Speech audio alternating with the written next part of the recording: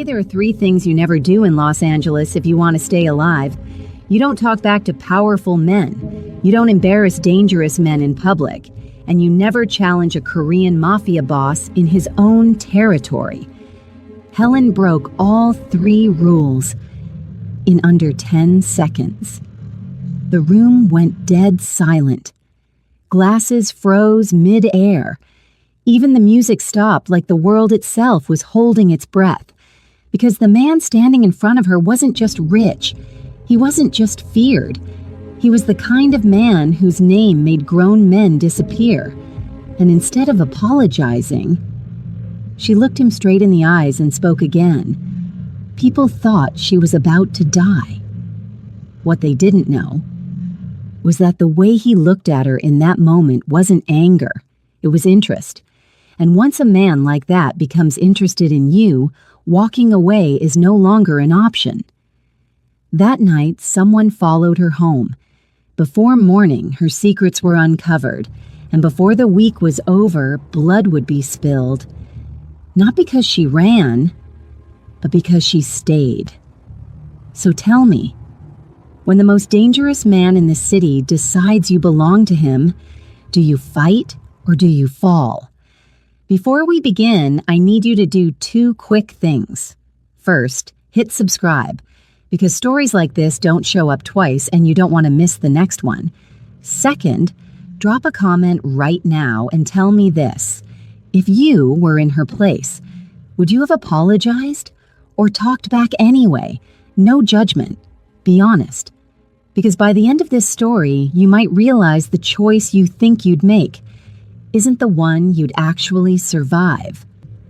All right, let's begin.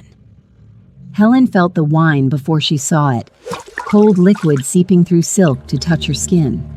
Her eyes traveled from the spreading stain up to the hand that had caused it, then to the face of its owner. Handsome, she noticed absently. Dangerously handsome. The kind of face that belonged on movie screens or wanted posters. Are you going to apologize or just stand there looking pretty? The words came out sharper than she intended, born from a long day and frayed nerves. The man's eyebrow lifted slowly, and somewhere behind her, someone made a sound like a strangled prayer. You should watch where you're walking, the man said, his accent thick, his voice like ice scraping against stone. Maybe you should watch where you're throwing your hands, Helen shot back, looking down at her ruined yellow dress. The expensive fabric was soaked through, clinging to her skin. This dress cost me 2 weeks of salary. The entire restaurant went silent. Waiters froze mid-step. The 3 men sitting at the corner table stopped eating. Even the quiet jazz music seemed to fade into nothing. Everyone stared at the African woman who had just raised her voice at Sang-woo, the man whose name made grown men weep. Sang-woo stood slowly, his tall frame unfolding like a predator, rising to full height.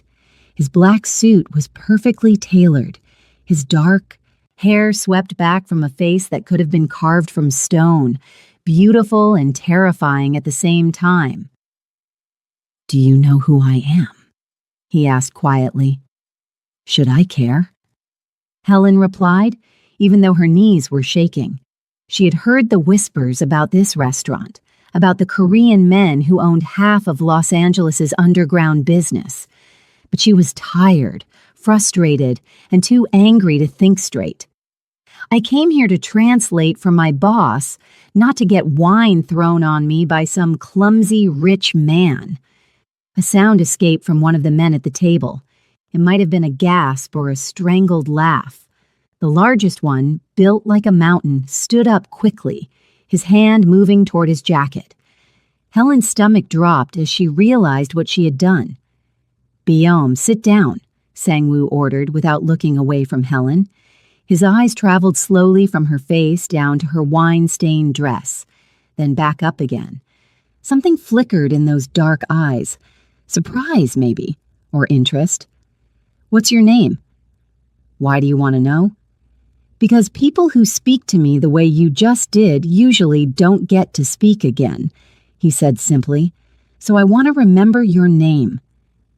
Helen's heart hammered against her ribs, but she refused to show fear. Her grandmother always said that bullies could smell fear like dogs smell meat. "Helen. My name is Helen." "Helen," he repeated, tasting the name like expensive wine. "From where?" "Zambia." "Not that it's your business." Sangwoo's lips curved slightly. Not quite a smile, but close. It made him look even more dangerous. "You're right. It's not my business. Yet." He pulled out his phone and pressed a button. "Jiwon, bring a dress from the boutique next door, size 4. Something yellow, since our guest seems to like that color." "I don't want anything from you," Helen said quickly. "I don't care what you want. I ruined your dress. I'm replacing it. Unless you plan to work the rest of the night looking like you bathed in wine." He tilted his head, studying her. "Though I must say, you wear it better than most." Heat rushed to Helen's cheeks, though she wasn't sure if it was from anger or something else. The way he looked at her made her skin feel too tight, like her body was responding to something her mind wanted to reject. "Mr. Cho," a nervous voice interrupted. An older man in an expensive gray suit approached their corner, wringing his hands. "I apologize for the disturbance. Miss Helen is my translator. Please let me handle this." "Your translator has spirit, Mr. Park," Sangwoo said, still watching Helen. "That's rare." "She's young and doesn't understand," Mr. Park said quickly, shooting Helen a warning look. "Please forgive her rudeness." "There's nothing to forgive. She was right. I was careless." Sangwoo gestured to his table. "Join us. Your translator, too." "That's very generous, but we wouldn't want to impose," Mr. Park said, his voice tight with fear. "It wasn't a request." They sat. Helen found herself directly across from Sangwoo, close enough to see the small scar above his left eyebrow, close enough to smell his cologne. It was dark and woodsy, the kind of scent that made you think of midnight forests and dangerous secrets. A woman arrived with a garment bag. Inside was a yellow dress that probably cost more than Helen's monthly rent. Sangwoo nodded toward the bathroom. "Go change. We'll wait." In the privacy of the marble bathroom, Helen's hands finally started shaking. She had just mouthed off to a Mafia boss, a real one. The kind who made people disappear. She should run. She should grab her purse and run straight out the back door and never look back. But the dress was beautiful. Soft silk that felt like water against her skin. It fit perfectly, hugging her curves in ways her cheap dress never had. When she looked in the mirror, she barely recognized herself. When she returned, Sangwoo's eyes darkened. He stared at her for 3 full seconds before speaking. Better. The dinner was torture. Mr. Park nervously discussed shipping contracts while Helen translated, hyper-aware of Sangwoo's gaze on her. He barely touched his food, just watched her with those intense eyes, like he was trying to solve a puzzle. "You translate well," Sangwoo said during a pause in conversation. "Where did you learn Korean?" "University. I studied languages." "Why Los Angeles?" "Better opportunities than Lusaka," she said carefully. "And yet you're translating for shipping companies instead of using that sharp tongue of yours for something more interesting." "Some of us don't have the luxury of choosing interesting work. We take what pays the bills." Biyom, the mountain of a man, made a low sound. Sangwoo silenced him with a glance. "Bills. Everyone has bills. What are yours?" "That's none of your business," Helen said firmly. "You keep saying that. But everything in this city is my business eventually." He leaned forward slightly. "You're not afraid of me anymore. Why?" "I'm terrified," Helen admitted. "But acting afraid won't help me, will it?" This time Sangwoo really did smile. It transformed his face completely. making him look younger, almost boyish. Smart woman, beauty and brains. That's a dangerous combination. Heat flooded through Helen's body at the compliment. She looked away, focusing on her plate, trying to ignore the way her heart was racing. This was wrong. He was a criminal, a dangerous man. She should not be feeling anything except fear. The dinner ended with Mr. Park practically dragging Helen out the door, apologizing profusely. In the parking lot, he turned on her. "Do you have any idea what you did in there? That man could have killed you with a word." "I know. I'm sorry. I wasn't thinking." "Stay away from him. Stay far away from Sang-woo if you value your life." That night, Helen couldn't sleep. She kept replaying the encounter in her mind, the way Sang-woo had looked at her, the strange electricity that had seemed to crackle between them. She was being stupid, romantic. This wasn't some drama where the dangerous man falls for the ordinary girl. At midnight, her phone buzzed, an unknown number. "I found out about your bills, your brother, the medical treatments in Zambia. Very expensive." Helen's blood ran cold. She texted back with shaking fingers. "Who is this?" "You know who. Sleep well, Helen. We'll talk soon." She stared at her phone in horror as another message arrived. "By the way, yellow is definitely your color." When she finally fell asleep near dawn, she dreamed of dark eyes and dangerous smiles, of crystal glasses shattering and silk dresses that felt like sin against her skin. She dreamed of a world where speaking back to monsters didn't get you killed. It got you noticed. And somehow that felt even more dangerous. Helen's apartment buzzer rang at 7 in the morning. She stumbled to the intercom in her pajamas, still half asleep. Who is it? Delivery for Miss Helen Tembo. She hadn't ordered anything. Suspicion crept up her spine as she opened the door to find a man in a black suit holding an enormous bouquet of white roses. Behind him stood another man with 3 large shopping bags from expensive stores. "What is this?" "Gifts from Mr. Cho," the first man said. His face was expressionless, professional. "He requests your presence at his office at 9 o'clock this morning. The address is in the card." Before she could respond, they were gone, leaving her standing in the doorway with flowers and bags. Inside were more clothes, designer outfits that must have cost thousands of dollars, shoes that matched perfectly, and a small black velvet box. She opened it with trembling fingers. Inside was a simple gold bracelet with a single charm, a small lion. The card read, "For the brave woman, my office, 9 o'clock. Don't be late. SW?" Helen should have thrown it all away. Should have blocked the number, maybe even reported him to the police. Instead, she found herself getting dressed in one of the outfits he sent, a cream-colored suit that made her look powerful and sophisticated. She hated how good it felt to wear it. Sang-woo's office was in a downtown skyscraper, the top floor with views of the entire city. The receptionist was expecting her and led her directly to a massive corner office. Sang-woo stood by the window, hands in his pockets, looking out at Los Angeles spread below like a kingdom. "You came," he said without turning around. "You didn't give me much choice. How did you find out about my brother?" "I find out everything I want to know. Princess, age 14, bone cancer, needs treatment that your insurance won't cover. You send money home every month, which is why you live in that terrible neighborhood and work 3 jobs." Now he turned, his eyes moving over her appreciatively. "You look like you belong here." "I don't want to be here. What do you want from me?" "Sit down, Helen, please." She sat in the leather chair across from his desk, hating how small it made her feel. Sang-woo poured 2 cups of tea from an expensive-looking pot, sliding one across to her. "I have a proposal.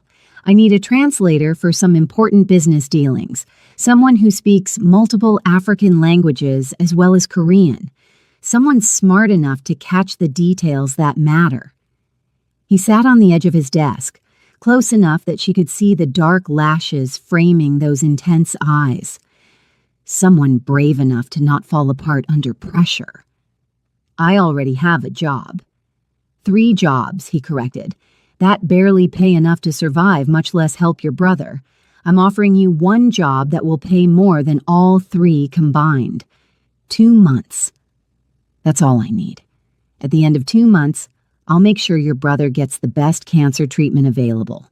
I have connections in Johannesburg, doctors who specialize in pediatric oncology. He'll get everything he needs. Helen's throat tightened. Why would you do that? Because I can. Because you interest me. Because I want to see what happens when a brave woman stops having to be quite so brave all the time. He leaned forward slightly. Take the offer, Helen. Help your brother. And what do I have to do for this generosity? What do you really want? I want you to work for me. Translate, attend meetings, sometimes dangerous meetings. I won't lie about that, but I'll protect you. No one will touch you while you're under my protection. I don't trust you. Smart. You shouldn't. He smiled that dangerous smile. But you'll do it anyway, won't you? Because your brother needs you to. She wanted to throw the tea in his face, wanted to walk out and never look back. But Princess's face floated in her mind, her baby brother who used to chase chickens around their grandmother's yard, now lying in a hospital bed too weak to walk. 2 months, she whispered. That's all. That's all, Sang-woo agreed. But something in his eyes said he was lying. The first week was overwhelming. Helen attended meetings in private rooms where men discussed shipments and territories like they were playing board games with real lives. She translated conversations about money laundering, about protection rackets, about things that made her stomach turn. But Sang-woo was always there, a constant presence at her side. He never touched her, never made inappropriate comments. But the tension between them grew with every meeting, every glance, every accidental brush of hands when he passed her documents. It was like standing next to an electrical wire, constant buzzing awareness that one wrong move could shock her. On Friday night, they worked late in his office, reviewing contracts. Helen's eyes were burning from staring at documents. She rubbed her temples, trying to ease the headache building behind her eyes. You should rest, Sang-woo said. He stood behind her chair, and suddenly his hands were on her shoulders, kneading the tight muscles. Helen gasped, electricity shooting down her spine, at his touch. Don't, she whispered. But she didn't move away. You're tense. I can help. His fingers worked magic on her shoulders, finding every knot, every sore spot. His voice dropped lower. You work too hard, Helen. Let me take care of you. This is inappropriate. Everything about us is inappropriate. His hand stilled. Tell me you don't feel it. This thing between us. Tell me you don't think about it. She couldn't, because she did think about it. Every night, every time he looked at her with those dark eyes, every time he smiled that rare smile that made her forget he was dangerous. I'm your employee. This can't happen. You're right. But he didn't move away. Instead, he leaned down, his breath warm against her ear. But it's going to happen anyway, we both know it. 2 weeks later, everything changed. They were leaving a meeting in a warehouse when shots rang out. Sang-woo grabbed Helen, pushing her behind a car as bullets sparked off metal. Byom and the other men returned fire while Sang-woo covered Helen with his body, protecting her with his own flesh and bone. Stay down, he ordered, his voice hard. The shooting lasted only minutes but felt like hours.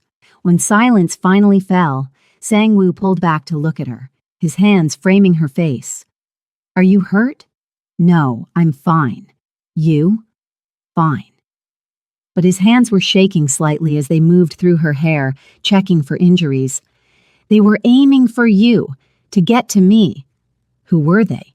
Hyun, a rival. He's been testing my patience for months. Sang-woo's jaw clenched.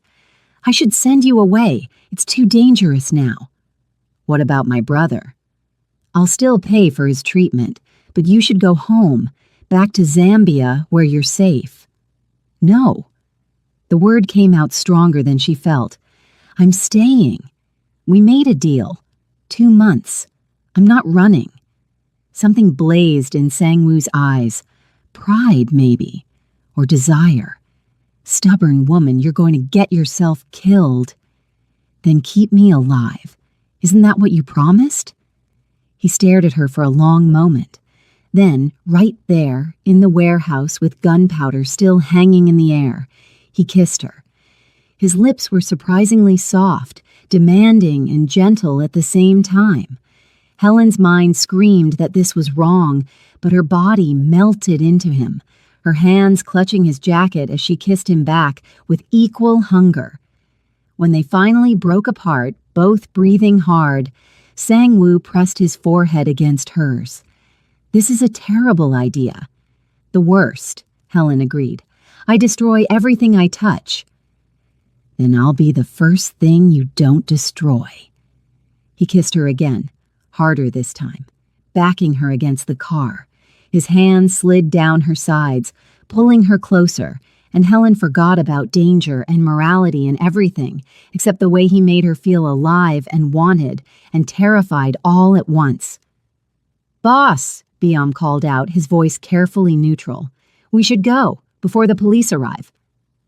They drove back in silence, Helen's lips still tingling, her heart still racing. At her apartment building, Sang-woo walked her to her door. This changes things, he said quietly. I know. I can't promise you safety anymore. Anyone who wants to hurt me will use you to do it. I know that too. He cupped her face in his hands, his thumbs stroking her cheeks. Why aren't you running from me? Because maybe I'm tired of running. Maybe I want to stand still for once and see what happens. Sang-woo kissed her forehead gently, a stark contrast to the passionate kisses from earlier. Get some sleep. Tomorrow I'm moving you to a safer apartment. Don't argue, he added when she opened her mouth. You're mine now, Helen, and I protect what's mine. After he left, Helen leaned against her closed door, her fingers touching her lips. She had just kissed a mafia boss, a killer, a man who made people disappear. And the worst part? She wanted to do it again. Her phone buzzed. A text from Sang-woo. Sweet dreams, brave girl. Tomorrow we start your real training. Helen's stomach flipped. She had just stepped into a world she couldn't fully understand, made a choice that would change her life forever. But as she got ready for bed, she couldn't stop smiling. Maybe danger was addictive, or maybe it was just him. The new apartment was in a high-rise building with security guards and cameras everywhere. 3 bedrooms, floor-to-ceiling windows, and furniture that probably cost more than everything Helen had ever owned combined. Sang-woo stood in the living room, watching her explore, his expression unreadable. This is too much, Helen said, running her hand over the soft leather sofa. It's necessary. Byum and another guard will take turns staying in the 3rd bedroom. You're never alone, never unprotected. He walked to her, taking her hand. I know this feels like a cage, but it's the only way I can breathe knowing you're safe. Tell me the truth. How dangerous is this Hyun? Sang-woo's face darkened. Very. He wants my territory, my businesses. He won't stop until he has them or until one of us is dead. Why don't you just give him what he wants? Because I built this empire from nothing. Because people depend on me. Because... He trailed off, his thumb tracing circles on her palm. Because I don't surrender what's mine. Over the next 3 weeks, their relationship deepened in ways that terrified Helen. Sang-woo was surprisingly tender when they were alone, cooking her breakfast before morning meetings, teaching her phrases in Korean that made her laugh, holding her hand when no one was watching. But in business, he was ruthless, making decisions that reminded her exactly who he was. They stole moments together, secret kisses in his office, late-night conversations on her apartment balcony. One rainy evening, Sang-woo arrived soaked, having walked from his car instead of using an umbrella. Helen pulled him inside, laughing, helping him out of his wet jacket. "You're going to catch a cold," she scolded, grabbing towels. "I had to see you. I've been in meetings all day and I just needed to see your face." He caught her wrist, pulling her close. Water dripped from his hair onto her cheeks as he leaned down. "You're all I think about anymore. It's becoming a problem." "Good. You've been a problem for me since the moment we met." They kissed, and this time it was slow and deep, full of hunger that had been building for weeks. Sang-woo's hand slid under her shirt, his palms warm against her skin. Helen gasped against his mouth, her fingers tangling in his wet hair. "We should stop," she whispered, but she was unbuttoning his shirt, desperate to feel more of him. "We should," he agreed. But he was lifting her, walking them toward her bedroom, kissing her neck, her jaw, anywhere he could reach. "Tell me to stop, Helen. Tell me and I will." She couldn't. She wanted this, wanted him, despite everything her logical mind screamed. They fell onto her bed, a tangle of limbs and desperate touches. Sang-woo worshipped her body with his hands and mouth, learning every curve, every spot that made her gasp. When they finally came together, Helen understood why people wrote songs about this feeling. It was like drowning and flying at the same time. Afterward, they lay tangled in her sheets, Sang-woo tracing patterns on her shoulder. "I need to tell you something," he said quietly, "about why I am the way I am."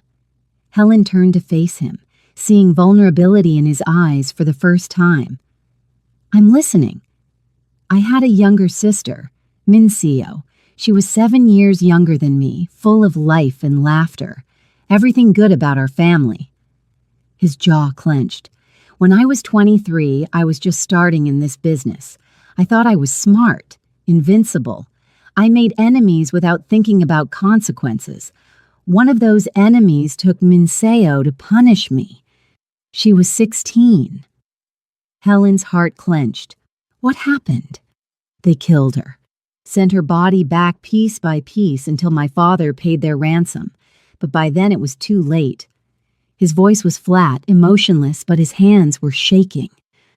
"I hunted every single one of them down. It took me 3 years, but I found them all. What I did to them would give you nightmares." "I'm so sorry." "After that, I swore I'd never care about anyone again. Caring makes you weak, gives your enemies ammunition. I built walls so high that nothing could touch me." He pulled her closer. "Then you walked into my restaurant and yelled at me in front of everyone.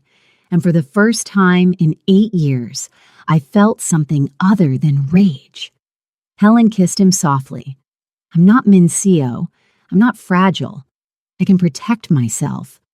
"I know, but I've already lost everyone I loved. I can't lose you, too." "Then don't push me away. Let me in. Let me be strong with you instead of for you." They made love again, slower this time, like they were memorizing each other. When Helen finally fell asleep in his arms, she felt safer than she had in years. For the first time since leaving Zambia, she wasn't alone. 2 days later, Biam cornered her in the kitchen while Sang-woo was in a meeting. The big man looked uncomfortable, shifting his weight from foot to foot. "I need to tell you something," he said, "about the boss." "What about him?" "He's different with you. Softer. That's good, but it's also dangerous. His enemies will notice. They'll use it against him." "I know that. Do you? Do you really understand what it means to be connected to someone like Sang-woo?" Biom's expression was serious. "Women have died for less. He has enemies who would do anything to hurt him. And now that he cares about you, you're the biggest target. He told me the risk. I'm staying anyway. Bayam studied her for a long moment, then nodded slowly. You're braver than I thought, or crazier. Maybe both.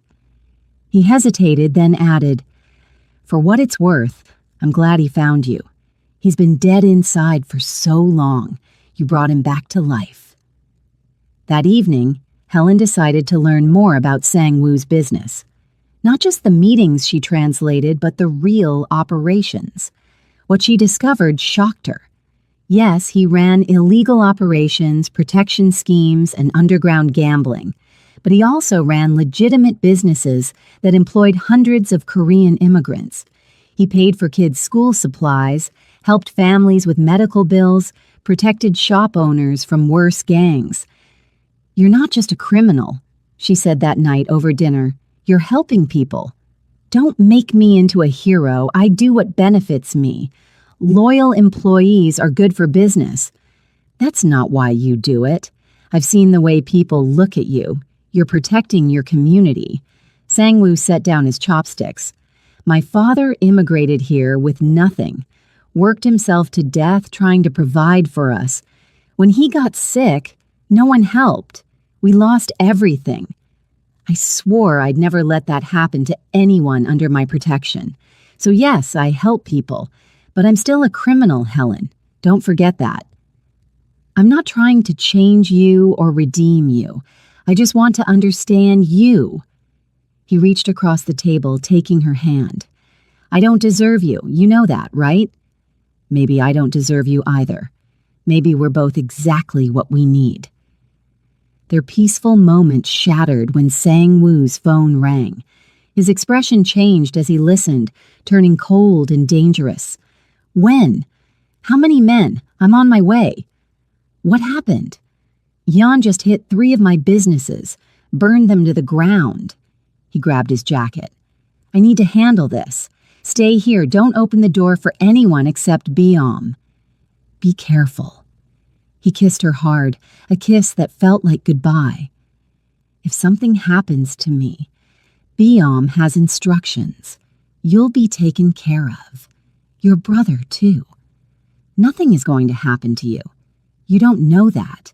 Yes, I do, because you promised to protect me, and you can't do that if you're dead. So you're going to be careful, and you're going to come back to me, understand? For a moment, the cold Mafia boss melted away, and he was just a man, looking at the woman he loved. How did you become so important to me so fast? Same way you became important to me. We just stopped fighting it. After he left, Helen couldn't sit still. She paced the apartment, ignoring Bayam's advice to rest. Something felt wrong, like a storm building on the horizon. When her phone rang, showing an unknown number, her hand trembled as she answered. Hello, Helen. The voice was smooth, male, speaking accented English. You don't know me, but I know everything about you. I'm high on. I think it's time we met. How did you get this number? Helen demanded, her heart racing. I have my ways. Sang-woo thinks he's so careful, so protected. But everyone has weaknesses. You're his. Hyun's voice was pleasant, almost friendly, which somehow made it more terrifying. I'm watching you right now, actually. Pretty yellow dress. Same color as the first night you met. Helen ran to the window, searching the streets below. Dozens of windows looked back at her from other buildings. He could be anywhere. What do you want? Just to talk. I'm sending a car. If you don't come alone, your brother in Zambia dies. If you tell Sang-woo, your brother dies. If you try to run, your brother dies. Do we understand each other? Her blood ran cold. Yes.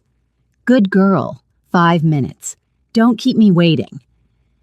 Bayam was dozing on the couch when Helen slipped past him, grabbing her phone and keys.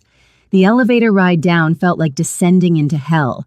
A black car waited outside, exactly as Hyun promised.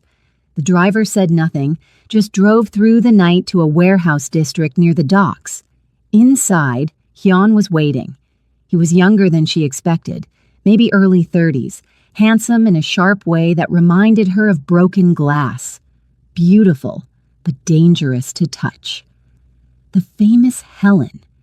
You're even prettier than the pictures. He gestured to a chair. Please sit, I won't bite. Yet. What do you want from me? Information. Sangwoo's operations, his connections, his weaknesses. Give me what I need and your brother lives. Maybe you live too if you're very cooperative. I won't betray him. No? Not even for your baby brother? I have men in Lusaka right now watching his hospital. One phone call and he has an unfortunate accident with his medication. Tragic, really. So young. Tears burned Helen's eyes. Please don't hurt him. He's just a child.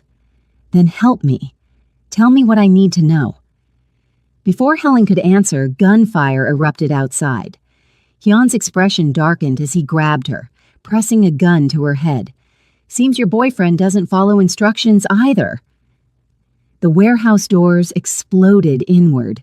Sangwoo stood there, gun drawn, his face twisted with fury. Behind him, Byam and 6 other men fanned out, weapons ready. Let her go, Hyun, this is between us. Actually, she's what makes it interesting. Hyun's grip tightened on Helen's arm. Did she tell you I threatened her? Brother? Did she mention our little phone call? Sangwoo's eyes flickered to Helen. She saw the hurt there, the betrayal. Helen? I'm sorry.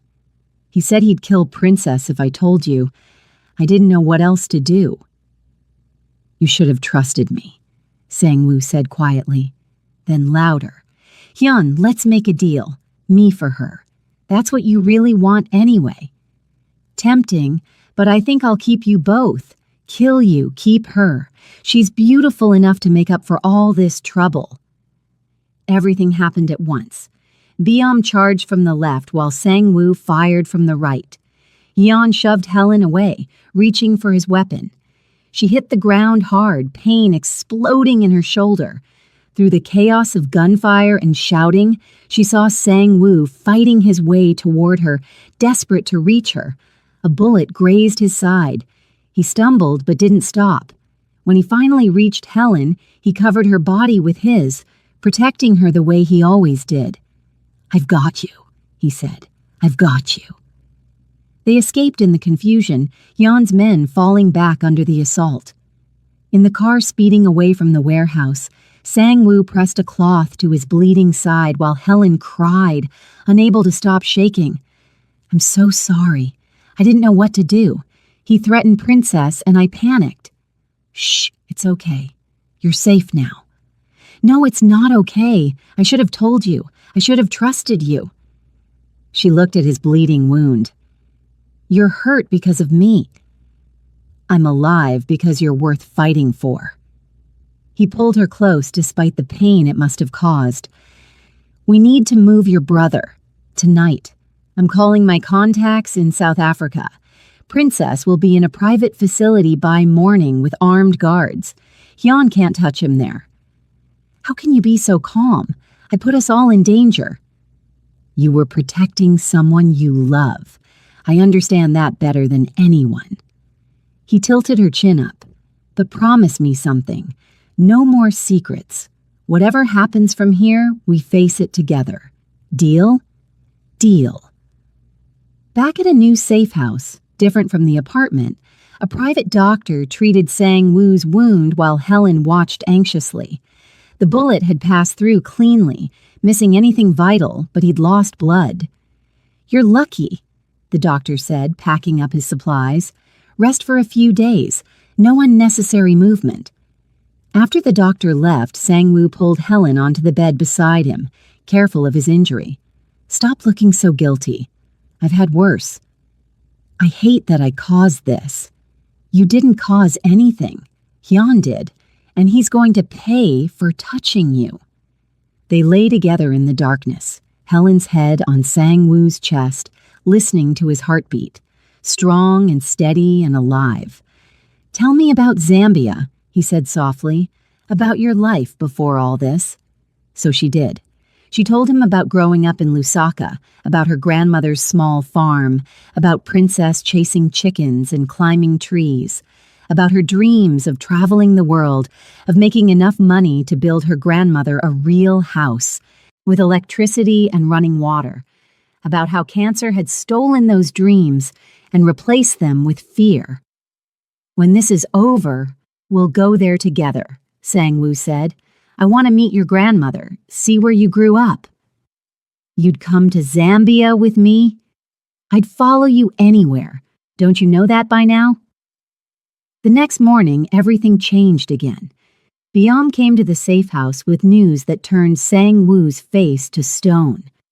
It was Jae-sung, from our supply chain. He's been feeding information to Hyeon for 6 months. Phone records prove it. He's the one who told Hyeon about Helen's brother, gave him her private number. Jae-sung. Sang-woo's voice was deadly quiet. "My friend since childhood? The man I trusted with everything? I'm sorry, boss. But the evidence is clear. He's meeting with Yeon's people right now at the restaurant on 5th. Sang-woo stood slowly, ignoring his injury. His expression was terrifying, empty of all emotion. "Gather everyone. We end this tonight." "Sang-woo, you're hurt," Helen protested. "You should rest." "I'll rest when Hyeon is dead and my traitor friend is dealt with." He cupped her face. "I need you to stay here. This is going to get ugly." "I'm coming with you." "Absolutely not. You once told me I was yours. That goes both ways. Where you go, I go. We're in this together, remember?" He stared at her for a long moment, then pulled her into a fierce kiss. "You're going to be the death of me, brave girl." "Not if I can help it." At the restaurant, they found Jae-sung sitting alone at a corner table, drinking wine. He looked up when they entered, and something like regret flashed across his face. "Sang-woo, I wondered when you'd figure it out." "Why?" Sang-woo's voice shook with suppressed rage. "I gave you everything. I trusted you like a brother. Why betray me?" "Because Hyun has my wife and daughter. He took them 6 months ago, said he'd kill them if I didn't help him destroy you." Jae-sung's hands trembled around his glass. "I'm sorry. I never wanted this. But what would you have done? How do you choose between loyalty and family?" The anger drained from Sang-woo's face. "Where are they?" "I don't know. He moves them constantly. If I knew, I would have told you. I've been trying to find them, but Hyun's too careful." Helen stepped forward before she could stop herself. "Then work with us. Help us take Hyun down, and we'll find your family." "You can't promise that."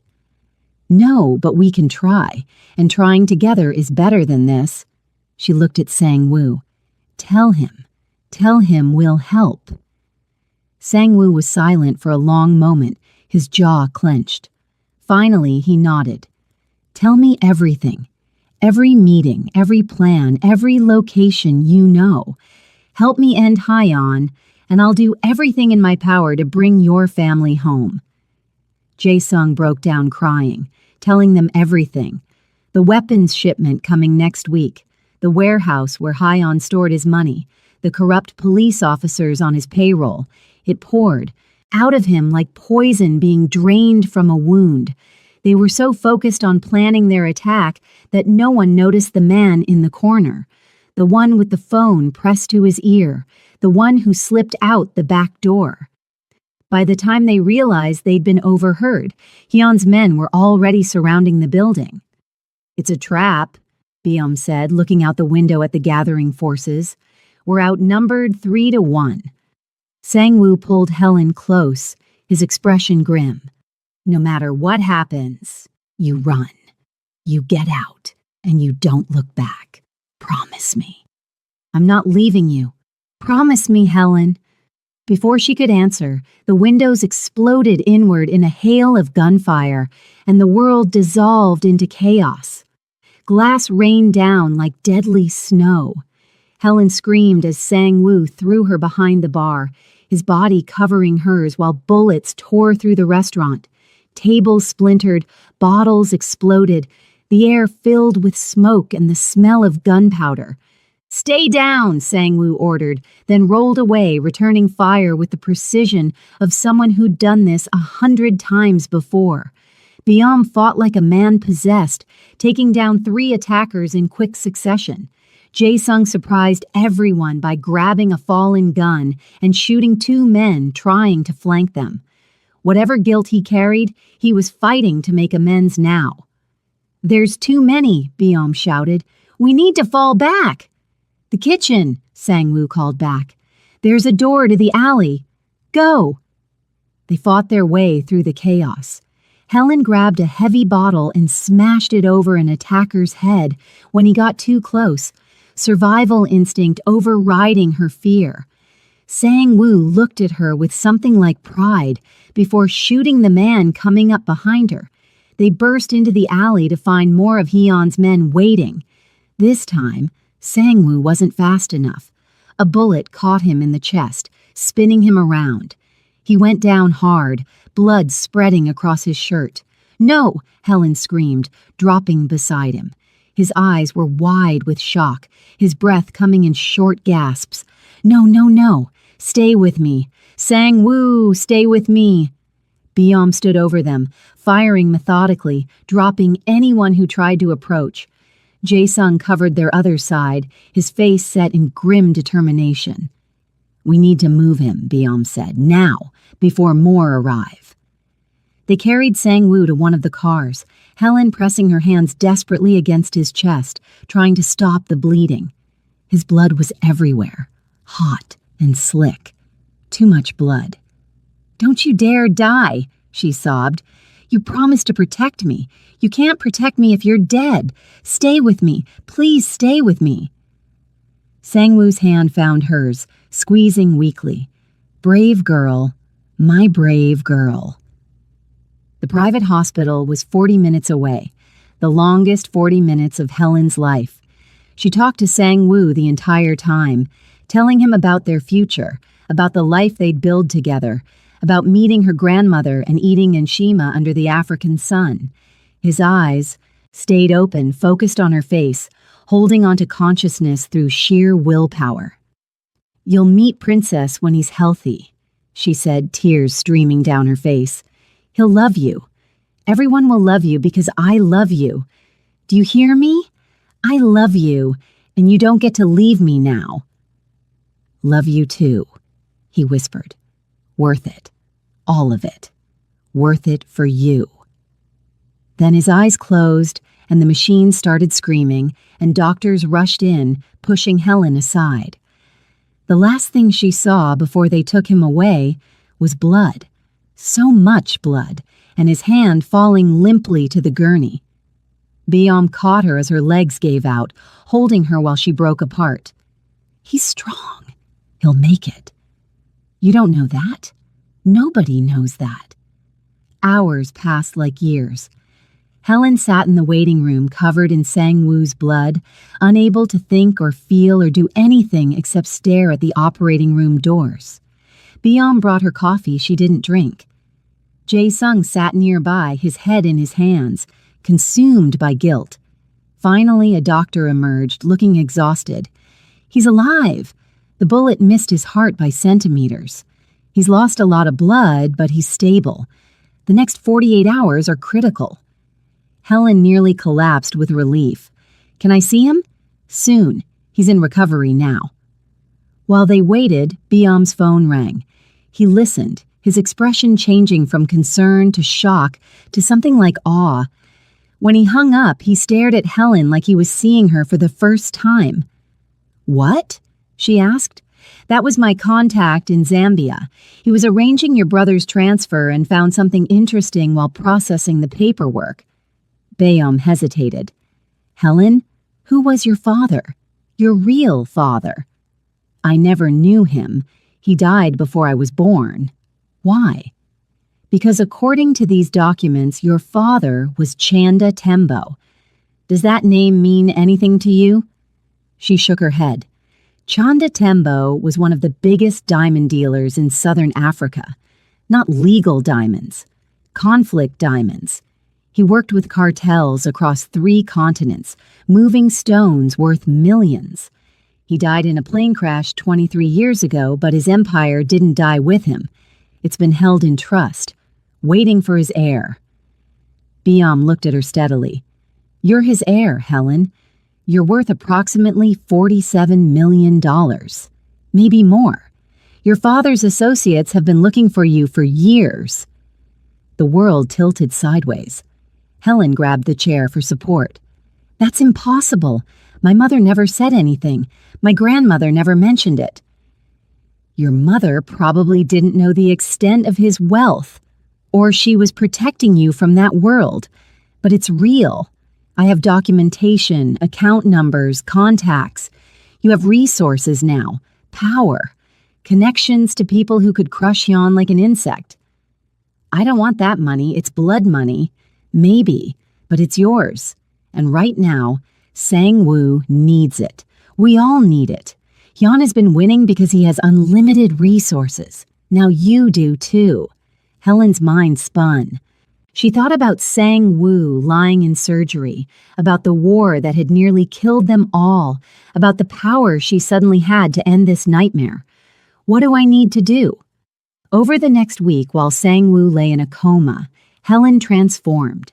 She met with her father's old associates, hard men with sharp eyes who tested her, looking for weakness.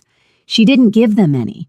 She used her inheritance to buy information, to hire protection, to trace Hyun's operations back to their source. She also found Jae-sung's family. They'd been held in a warehouse in Long Beach, guarded but unharmed. Helen sent Byum with 20 armed men to get them out. The reunion between Jae-sung and his wife was tearful and beautiful, proof that some things were worth fighting for. Thank you, Jae-sung said, holding his daughter close. I don't deserve this. I don't deserve your kindness. Everyone deserves a second chance, Helen replied. Use yours well. She also moved Princess to the best cancer facility in Los Angeles, where Sang-woo's promised doctors could treat him directly. Her grandmother came too, the first time she'd ever left Zambia. When Helen met her at the airport, the old woman took one look at her and smiled. You've changed, my child. You stand like a queen now. I'm just trying to save the man I love. Love changes us, makes us stronger. Your mother loved your father despite knowing what he was. You're the same, loving this dangerous man, but love is its own kind of bravery. On the 8th day, Sang-woo woke up. Helen was sitting beside his bed, reading aloud from a Korean novel he'd once mentioned liking, when his fingers twitched. She dropped the book, grabbing his hand. Sang-woo, can you hear me? His eyes opened slowly, unfocused at first, then sharpening when they found her face. Helen, you're real, not dreaming. I'm real. You're awake. Oh, God, you're awake. She kissed his hand, his forehead, his lips, crying and laughing at the same time.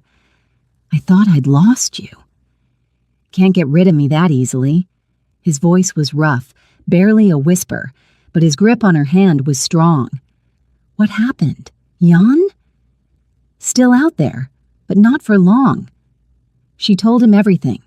About her father, about the inheritance, about the resources she'd gathered. His eyes widened with each revelation. You're an heiress, a real one. I guess so. Does it change anything? Yeah, it means you're way out of my league now.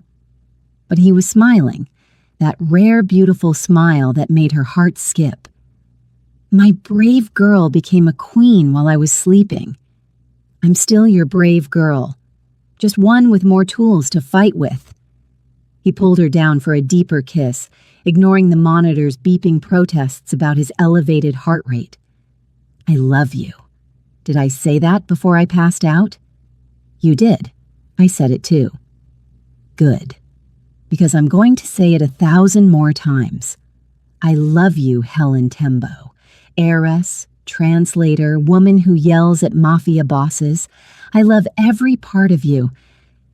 They were interrupted by Biam, who looked relieved to see Sang-woo awake. Boss, we have a problem. Yan knows about Helen's inheritance. He's planning something big. My sources say he's calling in every favor he has, gathering men from as far as Seattle and San Francisco. Let him gather, Sang-woo said, his voice gaining strength. We have something he doesn't. We have everything to fight for. 2 days later, Sang-woo checked himself out of the hospital against medical advice.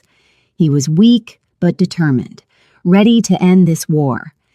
They gathered their forces at a warehouse Helen had purchased with her new wealth. The room was full of hard men, all loyal to Sang-woo, all ready to fight. Sang-woo stood before them, still moving carefully because of his injury, his hand clasped with Helen's. Tonight we end Hyun, not for territory, not for money, but because he threatened our families, because he forced good men to betray their friends, because he needs to learn that some things are worth more than power. The men cheered, fists raised, ready for battle. But as they prepared to move out, Baeom received an urgent call. His face went pale as he listened. Boss, it's Jae-sung. He went to confront Hyun alone, said it was his fault this war started, his responsibility to end it. He's at Hyun's main compound right now. That fool, Sang-woo breathed.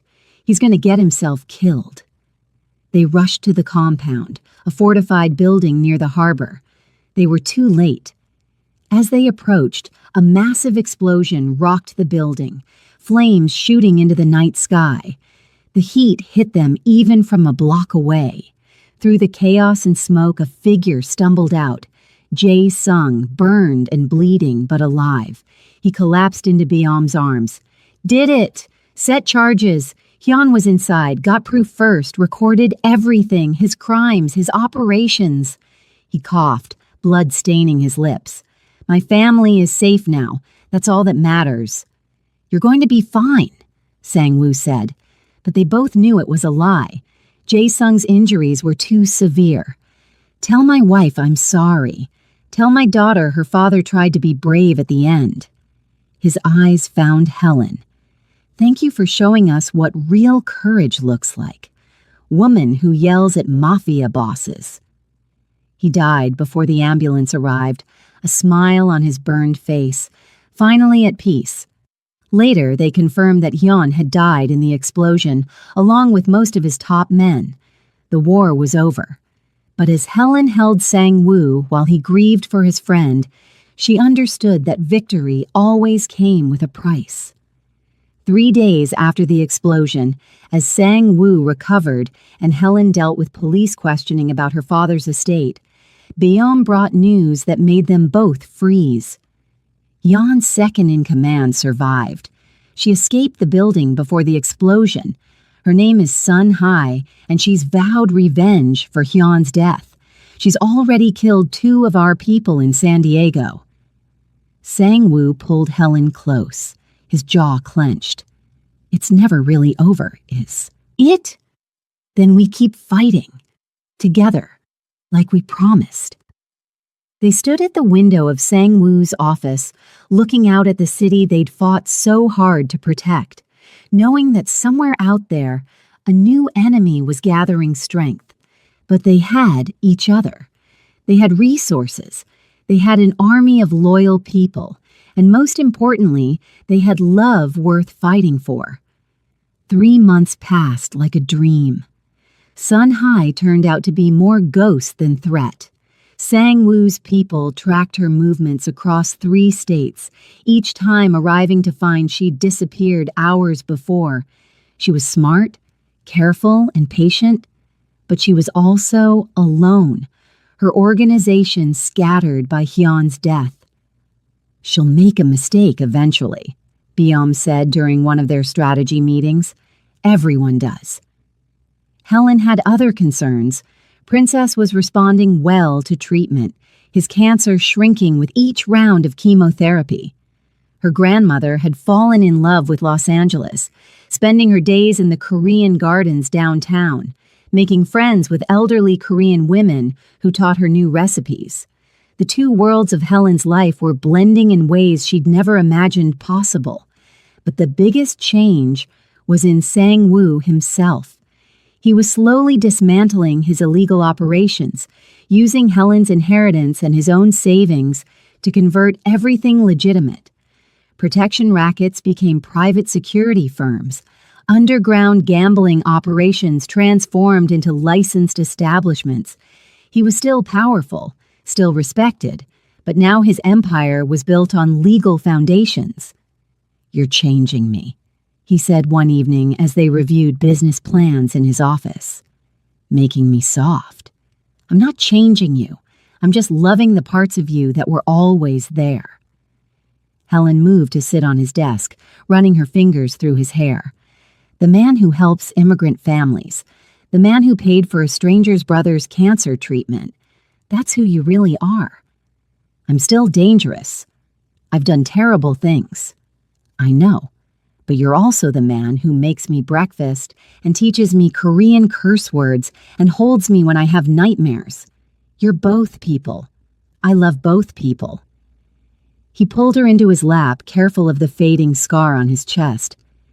"Marry me." Helen's heart stopped. "What?" "Marry me. I know it's fast. I know we've been through hell, but I don't want to waste time pretending I don't want forever with you." He cupped her face, his eyes intense. "I want to wake up next to you every morning. I want to fight with you about stupid things and make up in interesting ways. I want to meet your entire family and introduce you to mine. I want everything, Helen. With you, only you." "That was the worst proposal ever," she said, tears streaming down her face. "No ring, no romance, just demanding marriage like you demand everything else. Is that a no?" "It's a yes, you impossible man. Yes, I'll marry you." He kissed her deeply, one hand tangling in her hair, the other pulling her closer. When they finally broke apart, both breathless, Sang-woo pulled a small box from his desk drawer. "I lied. I have a ring. Had it for 3 weeks, waiting for the right moment." The ring was perfect. A simple band with a single diamond, elegant and understated. It fit like it was made for her. "How did you know my size?" "I have my ways." He slid it onto her finger, then kissed her hand. "Now you're really mine. Forever mine." They planned 2 ceremonies. A traditional Korean wedding for Sang-woo's family and associates. Elaborate and formal with beautiful hanboks and ancient rituals. Then a Zambian ceremony for Helen's family with music and dancing and her grandmother blessing their union in Bemba. Both ceremonies were perfect in different ways. During the Korean wedding, Sang-woo looked at Helen like she was the only person in the world, his eyes soft with love. During the Zambian ceremony, he danced with her grandmother, making the old woman laugh until tears ran down her face. "You chose well," her grandmother told Helen. "He has a good heart underneath all that scary business." Princess, stronger now with a full head of new hair growing in, served as ring bearer for both ceremonies. "My sister married a gangster," he teased. "Wait until I tell my friends." "Former gangster," Sang-woo corrected with a smile. "Now I'm just a businessman who happens to know how to handle a gun." "And my brother-in-law," Helen added, hugging Princess close, "which means you're stuck with both of us forever." The honeymoon was 2 weeks in Zambia. Sang-woo fell in love with the country, with its vast landscapes and warm people. They visited Victoria Falls, where the mist created constant rainbows, and Sang-woo pulled Helen close, shouting over the roar of the water, "This is where you're from. This wild, beautiful place. No wonder you're so brave." They spent days at her grandmother's farm, now renovated with Helen's inheritance. Electricity, running water, a real kitchen. Her grandmother cried when she saw it, unable to believe her good fortune. Sang-woo helped with farm work, learning to milk goats and harvest vegetables, looking completely out of place in his expensive clothes, but happy in a way Helen had never seen before. "I could live here," he said one evening as they watched the sunset paint the sky orange and pink. "Leave everything behind and just be a farmer with you." "You'd be bored in a week." "Maybe, but it's nice to imagine. A simple life. No enemies, no danger, just us and the land and peace. We'll have peace, just a different kind, back in LA in our own home, with our own life." When they returned to Los Angeles, Byam met them at the airport with news. "We found Sun-hai. She was hiding in Vancouver. When we approached her, she didn't fight. Just asked to talk to you, boss. Says she has information you need." They met in a neutral location, a coffee shop in Koreatown. Sun-hai was younger than Helen expected, maybe 25, with tired eyes and nervous hands. "I'm not here for revenge," she said immediately. "I know I said that. I was angry and grief-stricken. But I've had time to think. Jan was destroying himself long before you came along. He was paranoid, violent, making enemies everywhere. You just finished what he started." "So why meet us?" Sang-woo asked warily. "To warn you. Jan had connections with suppliers in Asia. Bad people who won't care that he's dead. They'll want their money, and when they can't find him, they'll come looking for you. You need to be ready." She slid a folder across the table. Inside were names, dates, shipment schedules, everything they needed to prepare. "Why help us?" Helen asked. "Because I'm tired. Tired of fighting. Tired of looking over my shoulder. Tired of this life." Sun-hai looked at Helen directly. "You got out. You found something real with him. That's all I ever wanted. Maybe this is my penance. Helping instead of hurting." They let her go with a warning to disappear completely. True to her word, she vanished, and they never heard from her again. Using Sun-hai's information, Sang-woo's people intercepted the Asian suppliers before they could cause trouble, negotiating a peaceful settlement that involved returning Hyun's debts plus interest. It cost millions, but it bought them peace. 6 months after their wedding, Helen discovered she was pregnant. She told Sang-woo over breakfast, watching his face transform from confusion to shock to pure joy. "A baby. We're having a baby. We're having a baby." He swept her into his arms, spinning her around their kitchen, laughing like a child. "I'm going to be a father. Helen, I'm going to be a father. A good one, the best one." The pregnancy was difficult at first, morning sickness that lasted all day, exhaustion that left her sleeping 12 hours at a time. Sang-woo was attentive to the point of being annoying, monitoring everything she ate, making sure she rested, driving her to every appointment. "I'm pregnant, not dying," she complained after he tried to carry her upstairs. "You're carrying my child, our child. I'm going to take care of you whether you like it or not." As her belly grew, Sang-woo became even more protective. He refused to let her attend any business meetings that might be stressful. He hired the best doctors, prepared a nursery that looked like something from a magazine, read every parenting book he could find. "You're going to be an amazing father," Helen said one night as he read to her belly, his hand warm against her skin. "I'm terrified. What if I mess up? What if I'm like my father, all work and no affection? What if our child hates me?" "Impossible. You're kind and patient and loving. You've already given this baby everything they could need. Besides, I'll be there to help. We're a team, remember?" The baby came 3 weeks early, a tiny girl with Helen's dark skin and Sang-woo's intense eyes. They named her Min Seo, after his lost sister, and Chanda, after Helen's father. When Sang-woo held his daughter for the first time, tears streamed down his face. "She's perfect.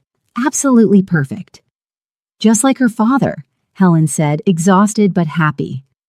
They brought Mincio home to the house they'd bought overlooking the Pacific Ocean. It was a peaceful neighborhood, far from the city center, far from the world of violence and danger that had consumed so much of their lives. Princess lived with them now, cancer-free and attending high school, already talking about college. Helen's grandmother visited often, teaching Minseo Bemba lullabies and telling stories about Zambia. One evening, when Minseo was 6 months old, Helen found Sang Woo standing on their balcony, watching the sunset with their daughter in his arms. The baby was sleeping peacefully, tiny fists curled against his chest. "What are you thinking about?" Helen asked, wrapping her arms around him from behind. "About how far we've come. A year and a half ago, you threw wine on your dress and yelled at me in a restaurant. I thought you were crazy. Now you're my wife, the mother of my child, the reason I wake up every morning grateful to be alive." "I didn't throw wine on my dress. You did." "Details." He turned to kiss her, careful not to wake Mincio. "I love you. More than I thought it was possible to love someone. You took a broken man and made him whole again.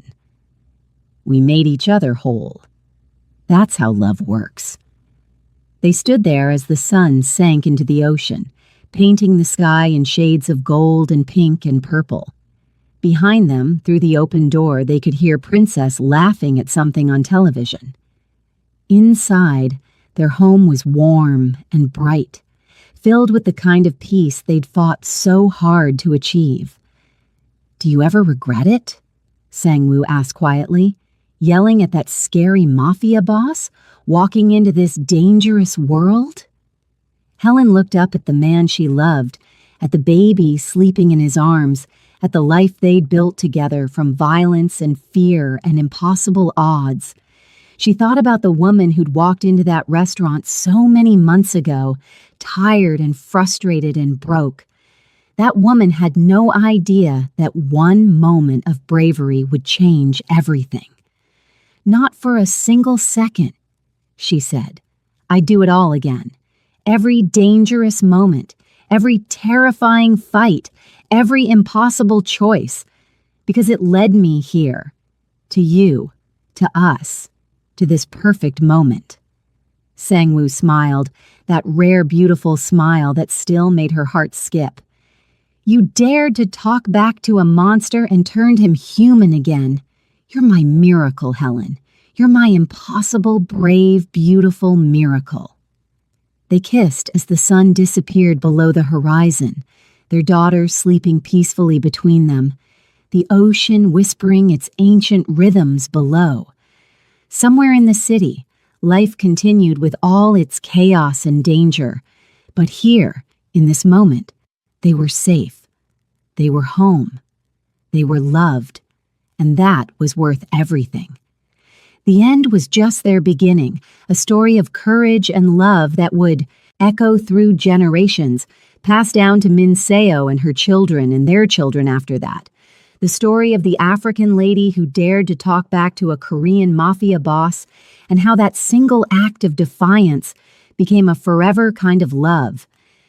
If you enjoyed this story of courage, danger, and true love, make sure to subscribe to our channel for more amazing romance stories. Drop a comment below telling us where you're watching from and which moment was your favorite. Hit that notification bell so you never miss our next thrilling tale.